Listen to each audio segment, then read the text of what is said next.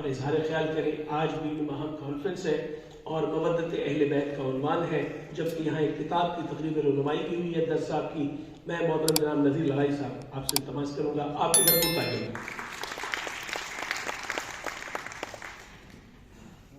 بہت شکریہ. مجھے یہاں آنے تک معلوم نہیں تھا کہ میں نے بھی یہاں پہ گفتگو کرنی ہے یا کوئی بات چیت کرنی ہے. بات ان نے خود ہی چھیڑی ہے کہ ہم خود کتابوں میں پڑھتے ہیں حضور نے ایک شخص کے بارے میں فیصلہ کیا کہ اسے اس شہر میں مدینہ میں رہنے کا کوئی حق نہیں ہے، اسے مدینہ بدر کر دیا.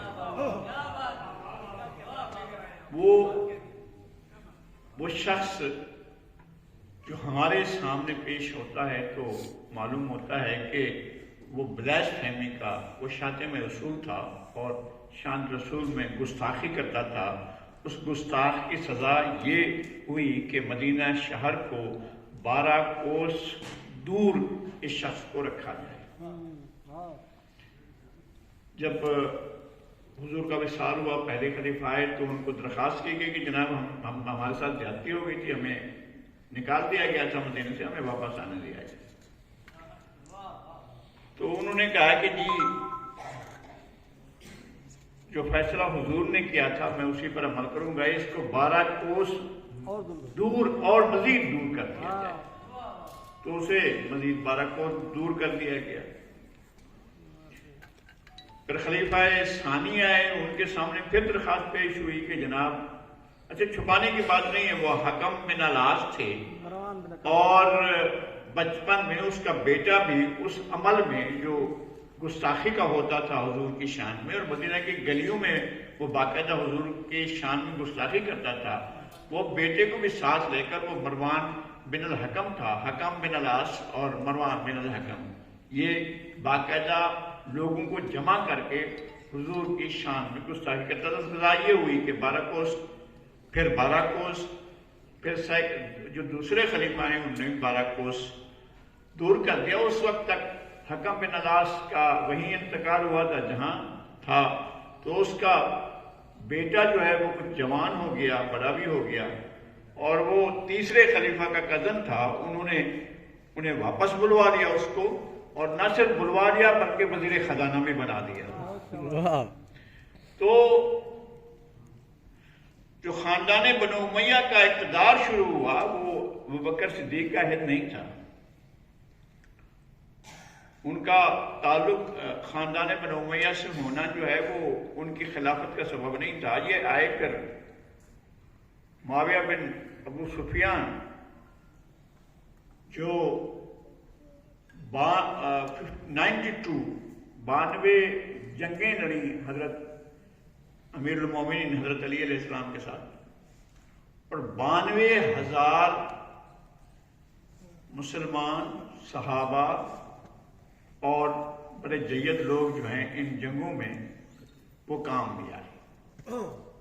اور یہ جنگیں جو لڑی تھیں امیر معاویہ نے، یہ تاریخ ہے نا، ہم اس کو کہاں لے جائیں، طبری کو، ابن خلدون کو، یعقوبی کو، مسعودی کو، اور ہم کہاں لے جائیں نجیب اکبر آبادی کو، اور جتنے بھی بڑے بڑے طبقات ابن سعد کو، یہ جتنے بھی ہمارے مورخین ان کو کہاں لے جائیں، اس میں لکھا ہوا ہے، ہم نے نہیں کیا ہے. اور بلکہ اس کو تو زیادہ مستحکم انداز میں مولانا ابوالعلا مودودی نے تو اس بارے میں بڑا خاصا ایک دقیق مقالہ بھی لکھا، اور اس میں خاصا ایک مواد بھی دیا ہے کہ خلافت و ملوکیت کے اندر، اور ان کے طرز عمل کو ٹھیٹ جاہلانہ طرز عمل کہا ہے. یعنی یہ ان کے الفاظ ہیں، میرے نہیں ہیں،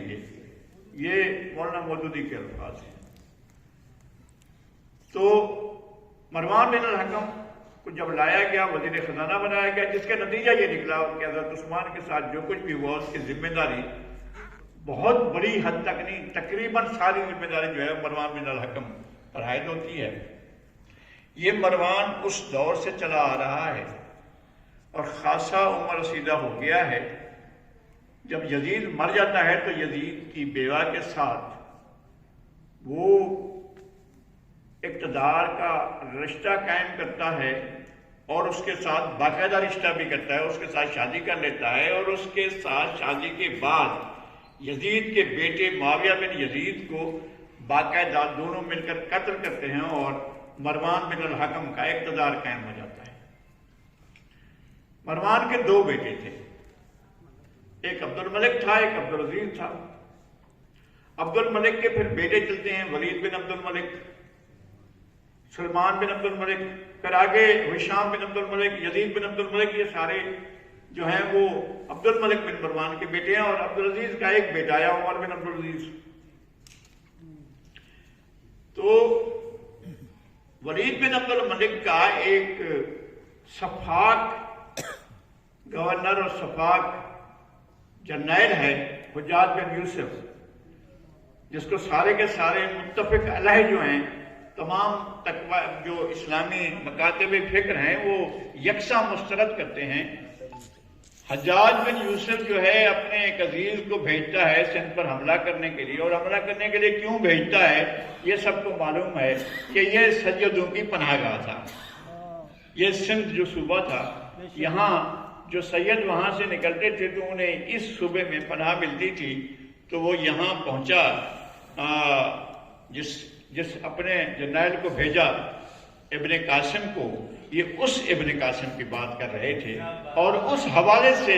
یہ کہہ رہے تھے کہ یہاں عبداللہ شاہ غازی بھی ہیں جو نفس زکیہ کے بیٹے ہیں، جن کی امام مالک نے بیعت کر لی تھی۔ امام مالک جو ہیں وہ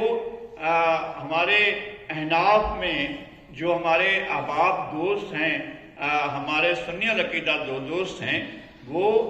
امام ابو حنیفہ کے بعد سب سے زیادہ اہمیت جو ہے امام مالک کو دیتے ہیں، اور پھر امام شافعی کو، اور پھر امام احمد بن حنبل کو۔ تو امام مالک نے بیعت توڑی تھی اس کی خلیفے کی، اس وقت تک تو یہ آ چکے تھے عباسی، اور ان کی بیعت توڑی تھی، لیکن یہاں پر آ کر پہلا حملہ وہ امویوں نے کیا تھا، اور امویوں کا جو ولید بن عبد الملک کا اس کے دور میں آیا، تو پھر اس کے ساتھ جو سلمان بن عبد الملک نے کہا یہ ایک الگ داستان ہے، کبھی آپ لوگوں کو ان کی تاریخ ان کے سامنے سنایا جائے تو مزہ بھی آیا، ہم تو اپنے لوگوں کے ساتھ بات کر رہے ہیں۔ بہت مہربانی، میں نے حضرت علامہ عبدالستار درس کی خدمت میں چند ماہ قبل حاضری دی، اور میں نے ایک دن کے دوران جتنا انسان سیکھ سکتا ہے، مجھ جیسا کن ذہن اور کم فہم اور کج فہم آدمی بہت ہی کم سوچ سکتا ہے، تو ان سے میں نے سیکھا اور بہت سیکھا تھا، اور بہت خوشی ہے یہاں پر کہ جناب ڈاکٹر سعید تاربینیہ موجود ہیں، اور ہمیں ان کے موجود ہونے کا ہمیشہ یہ فائدہ رہا ہے کہ ہمیں کچھ نہ کچھ چیزیں اچھی سمجھ میں آنے لگتی ہیں کہ ڈاکٹر سعید تاربینیہ موجود ہیں۔ اور ایک اور خوشی کی بات یہ ہے کہ یہاں پر ہمارے بہت محترم دوست سیکرٹری اوقاف اور ڈائریکٹر جنرل کلچر جناب منور علی محسر صاحب موجود ہیں، اور ان کی موجودگی بھی ہمیں جب بھی ہم کوئی کام کرتے ہیں تو یہ ہمارے لیے ہمارے ساتھ نہیں کھڑے ہوتے، ہماری پیٹھ پر کھڑے ہوتے ہیں، اور ہمیں ہماری پشت پناہی کر رہے ہوتے ہیں۔ ہمارے بہترین دوست ہیں، میں مبشر میر صاحب کا اور جناب منظر نقوی صاحب کا بہت شکر گزار ہوں، اور تمام دوستوں کا۔ میں نے آپ کی سماع خراشی کی، یہ میرے پروگرام میں نہیں تھا کہ میں نے بات بھی کرنی ہے، بہت نوازش۔